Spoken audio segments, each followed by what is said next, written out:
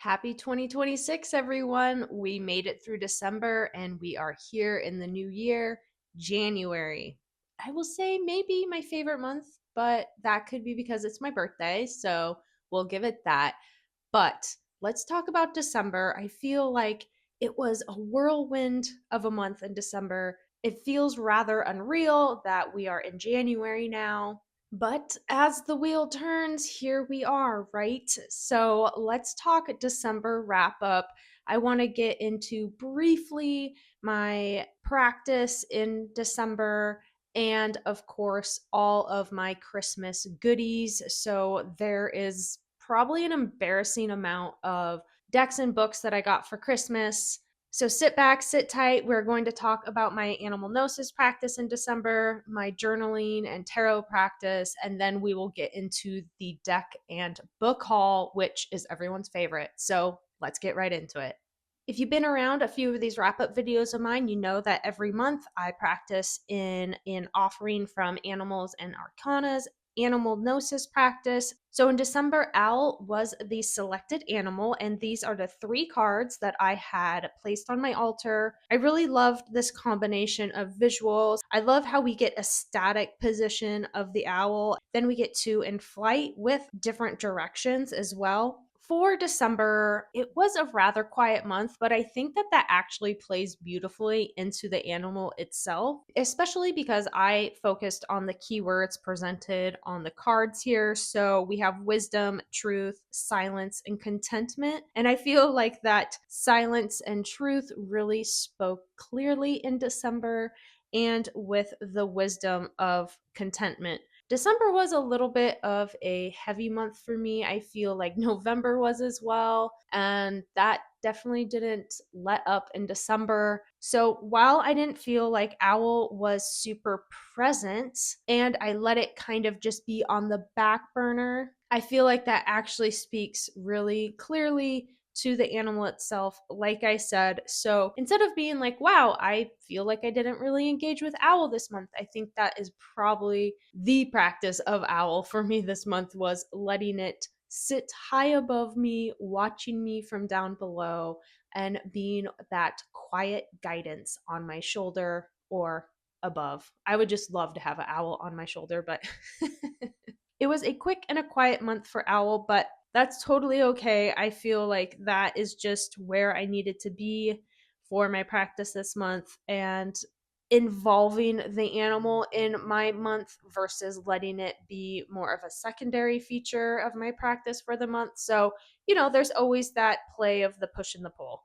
Okay, so moving on from Animal Gnosis, let's talk about my journal practice and how that went in December.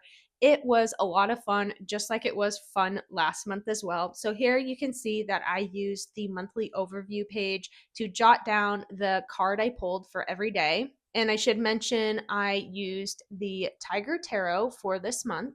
So, how I went about the practice this month was to familiarize myself with the guidebook and the cards. So, I would pull my card, study the artwork, think about it really briefly. I'm talking seconds. And then I will reference the guidebook. And from there, I'll summarize in my journal. So, because I wanted to study the cards itself, I used the opportunity of December to do a like super tiny mini deck study of the Tiger Tarot with my daily pulls. So, just one card a day. And if I miss a day or 2 days or three, I will just go back and fill in, pull the amount of cards that I need to catch up on, and jot them in to the spreads here. So, once again, very low pressure, low maintenance approach. I think that does the best for me. So I pre-decorate all of the spreads the month prior. So that way, when it's time to actually engage with the journaling practice, I am not concerned with the decoration as well. I just have to write and I'm done. And I'm talking 2 to 3 minutes max.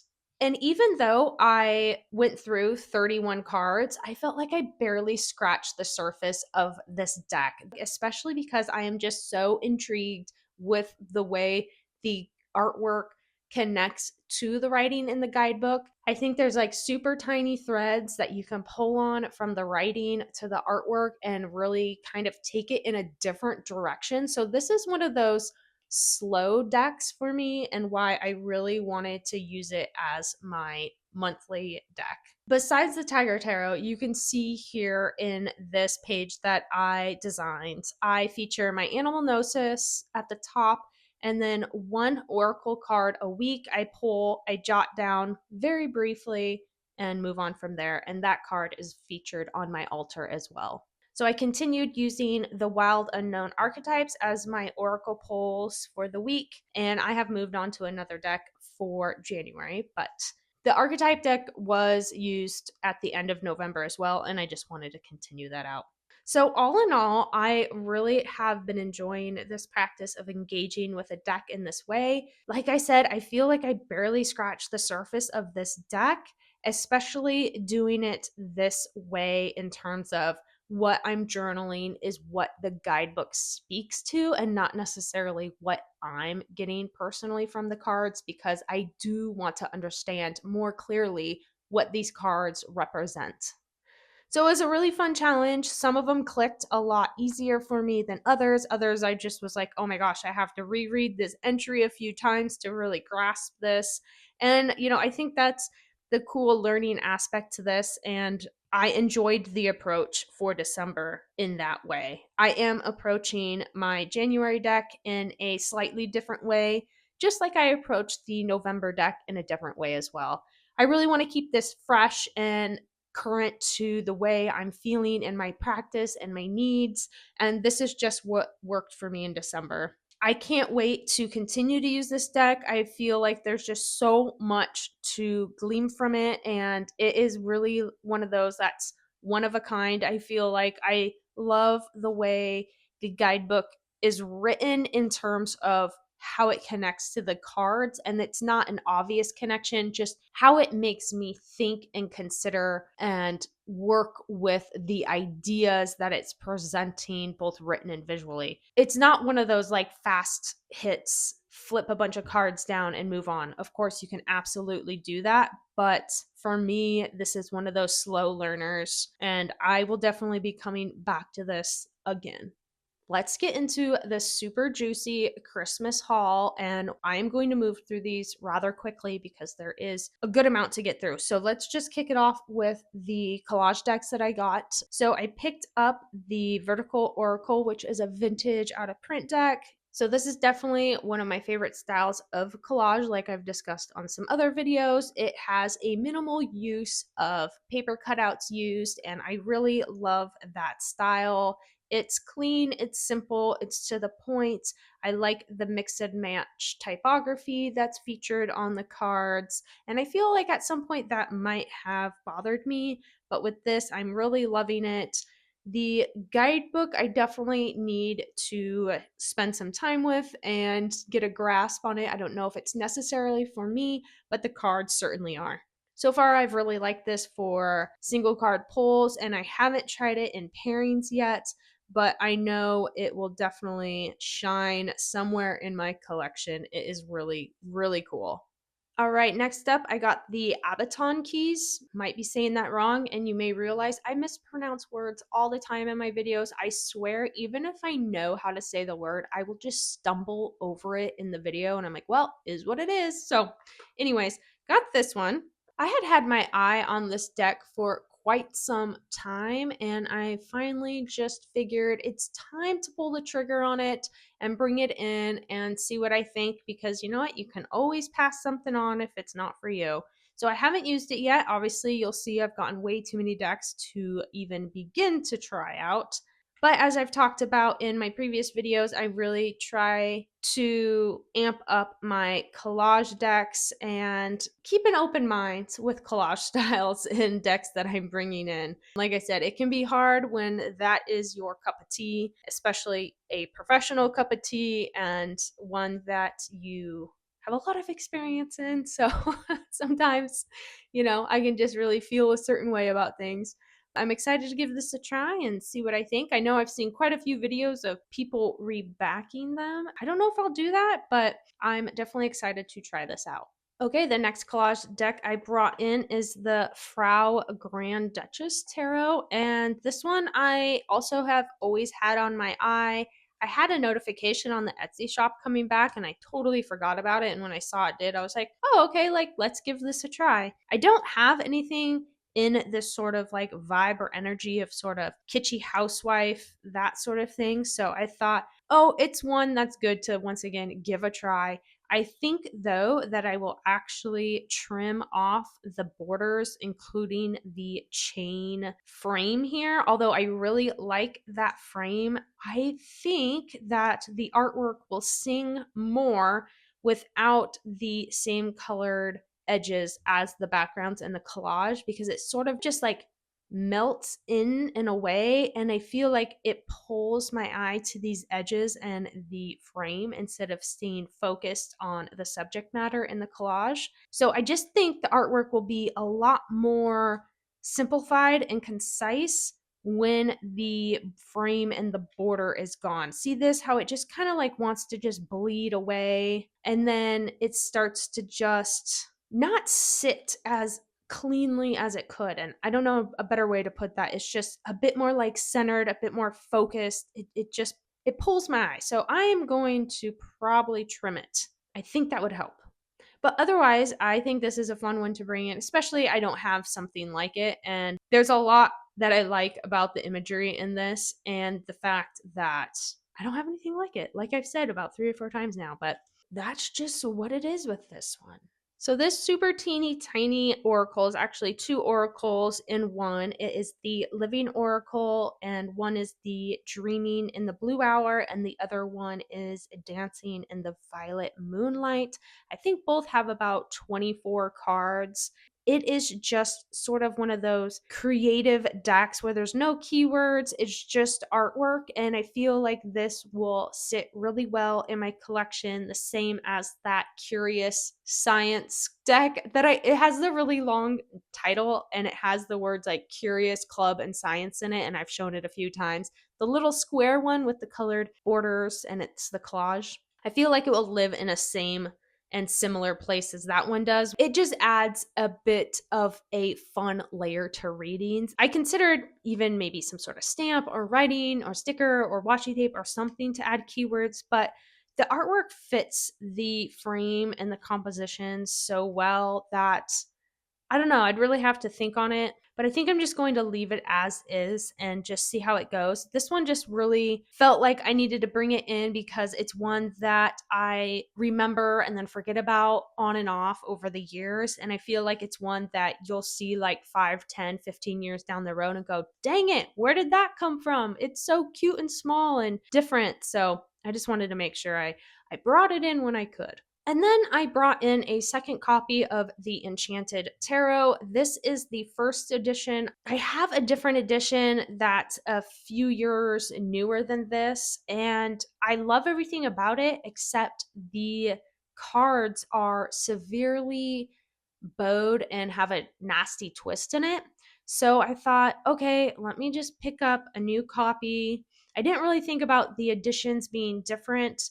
This one is printed a bit darker on a darker white paper, slightly different size. So I'm deciding if I'm going to try to find a second copy of the other copy I have or what, but I don't know. For now, I'm just not going to fuss with it and just continue on. This was all sealed, so it was still a really great deal for it. And it's not that I dislike it. I just have the comparison now and realized, oh gosh, I think I like the coloring and everything of the other edition.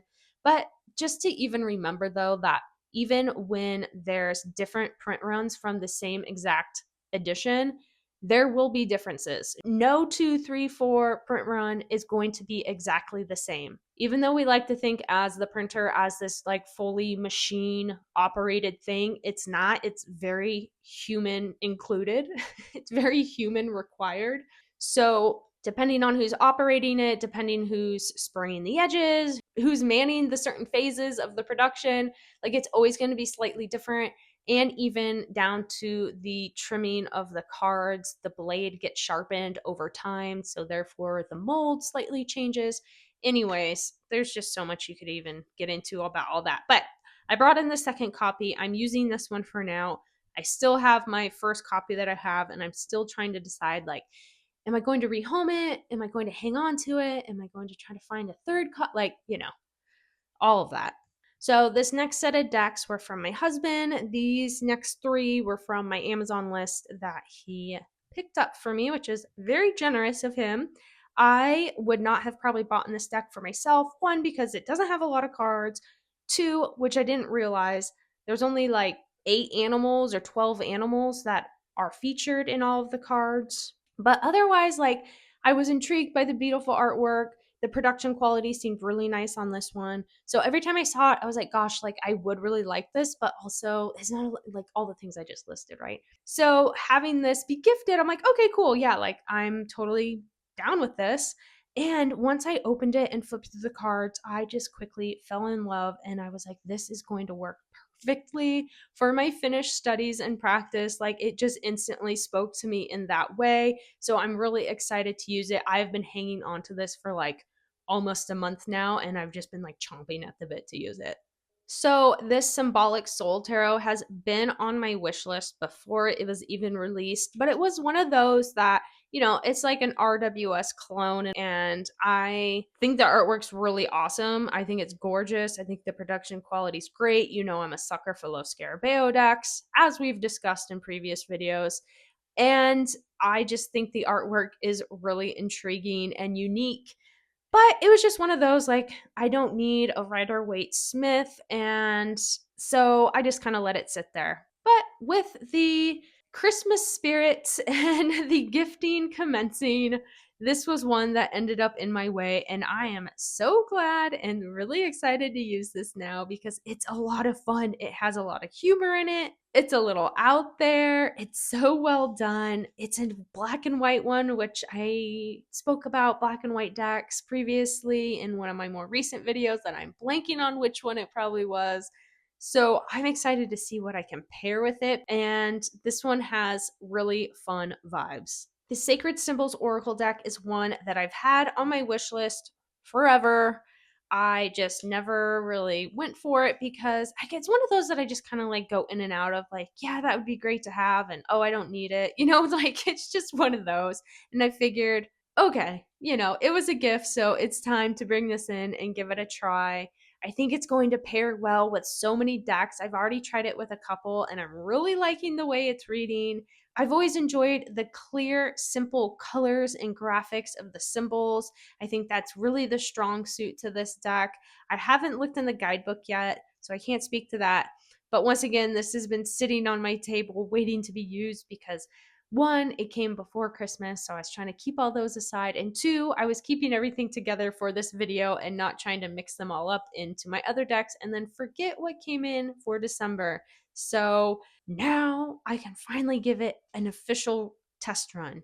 Okay, these next two plus a set of runes, my husband picked these out on his own. So we have the Golden Black Cat Tarot and the Crystal Oracle.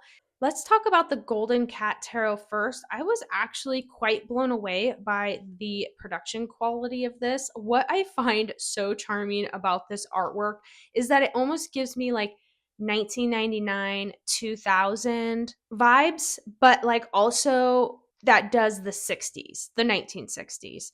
There's something about it that gives me, do you remember Emily? I can't remember the proper title of all of that. And she had the black cat sold at Hot Topic. It gives me a little of that. It gives me that sort of genre. Remember like the Attitude Bunny on the t shirts that had like obnoxious meme like phrases on there.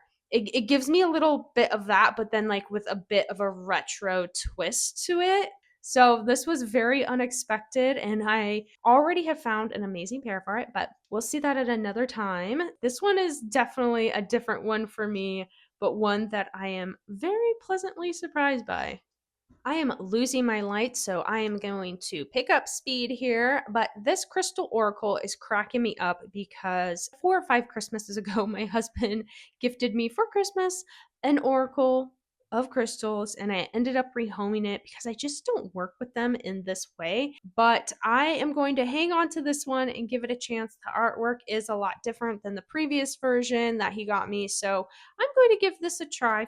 You never know. One day I may want to pull this out and it'll remind me of him, and that will make me feel good. So there's that to it as well.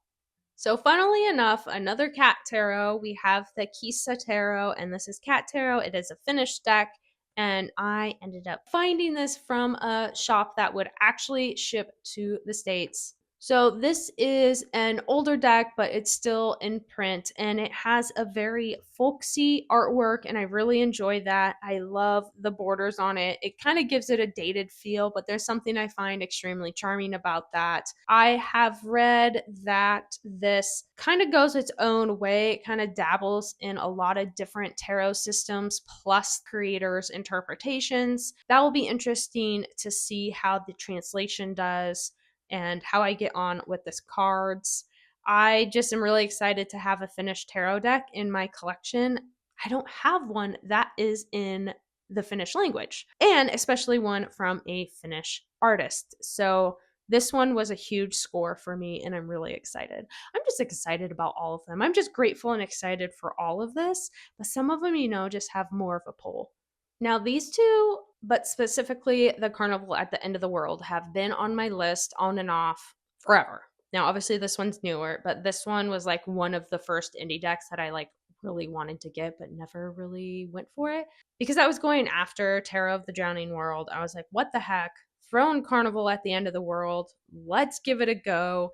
Now, these are just gorgeous production, gorgeous artwork, very high quality and well done. So I am excited.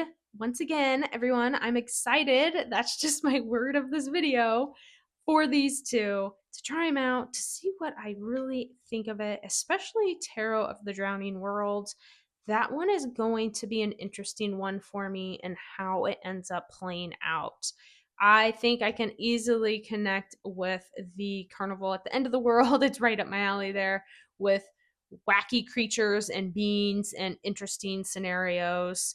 This one is going to be a bit different. It's going to be interesting. So I am excited to incorporate these in 2026. Man, my deck edits for this year are going to be fun because I have a lot of new additions to throw into the mix and to see what I can come up with. And I just love shopping my collection as well and coming up with new pairings. Now, these two are interesting to land on. We'll leave it at that. So, you may have seen in my previous videos that I have a small collection of majors only decks. And I totally forgot about this one until I was recently reminded of it somewhere. But I was like, I got to bring this in because I used to follow this artist on my old Instagram account and just kind of totally forgot about her sand art. And then when I remembered, oh my gosh, there's a majors only, I got to bring this in for the artwork.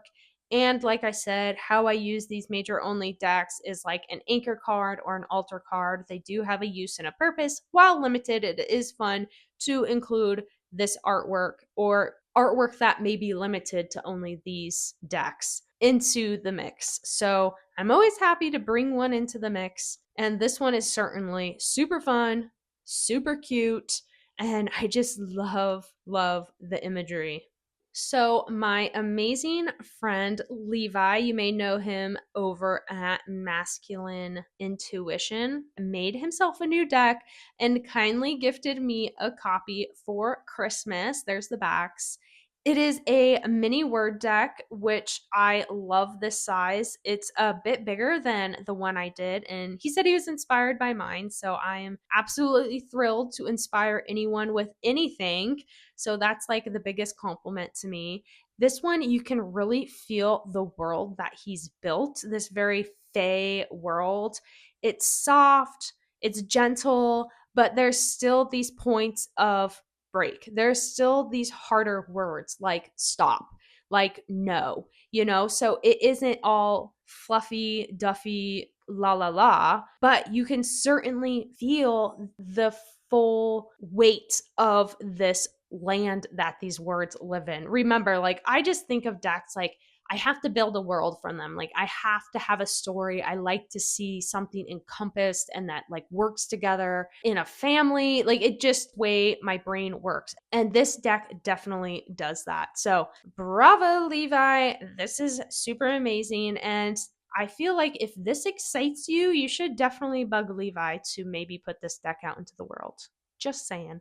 Let's very quickly look through the books that I got and then wrap this video up because the light is not getting any brighter. So, my husband got me this tarot journal, and I find it's really interesting because one, it's sectioned by the seasons and then all of the related spreads and a ton of questions and activities to pull from. So, I don't know if I'm necessarily going to write in here. I haven't thought about it, haven't decided, but I definitely felt like it's a really great resource for a spread, for a question to then take and go journal on your own. But who knows, maybe this will turn into an actual writing one. I just thought it's really pretty too, and I don't know if I want to like messy up it with my handwriting, but it was a very good pick from him.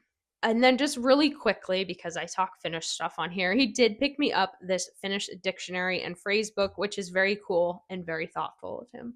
And the ultimate gift that my husband picked up for me was this 1955 copy of the Kalevala. This thing is gorgeous. Look at those pages. Look at that printing. It's stunning. Now it is in Finnish, which that's totally cool because this is going to be a bookshelf book for me. But look at how pretty this is. It's like mint inside. So this is what it looks like all the way through. It's just absolutely gorgeous. This blew me away when I unwrapped it. I couldn't believe it. And he just did a really great job with presents. This was amazing. This was like the ultimate. Okay, so coming off of the actual Kalevala book, my brother got me this that I've had on my list forever, and I'm so excited to now add it to my library of Finnish books. So this just dissects the Kalevala and introduce a lot of questions and theories and origins and all of those things that you would probably find in a more educational, like university level type book. So I definitely have a handful of those sort of level of books. So I'm excited to see what this one has to offer. And just to end the video and the haul, I did get these 3 sticker books and they're so cool. I have the first one of this and I love it and I've used a lot of it. My brother got me this one. It has a lot of cool imagery that I think will really shine in my journals. And then this one's so cute. Oh my gosh. I'm actually think I will use all my shape punchers and make stickers from the extra spots in here. So, anyways, it was an amazing Christmas. If I remember, I will put in some photos of the tree and stuff here. It was the first Christmas that my husband and I have done in 15 years. And my husband was the ultimate Santa. He made the best Christmas for myself, my mom, and my brother. It was like a childhood Christmas with, all the presents under the tree, everyone going around opening gifts and watching one another, and the filled stockings with all the goodies in there. And it was just a very 90s Christmas. And it was something that I think really helped us all and felt really wholesome and loving. So with that, I know I keep saying we're chasing the light here and I'm just like, wham bam, let's get through this. You know me, I could talk and show forever with this stuff. I hope you enjoyed my quick December overview, wrap up, favorites and all. I feel like I could have talked a lot more about how December actually went, but maybe we'll just save one of those sort of face-to-face catch-up videos for January because December just had all the fun stuff to look at. Come on, like let's not kid ourselves. So, thanks for being here with me. I hope you enjoyed it. I hope you had a fantastic Christmas. And here's to a gentle 2026. And here's to achieving our goals and dreams this year as well.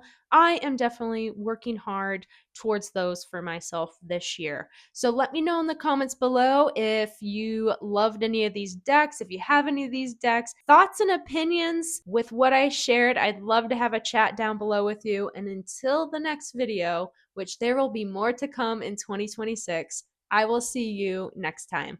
Bye.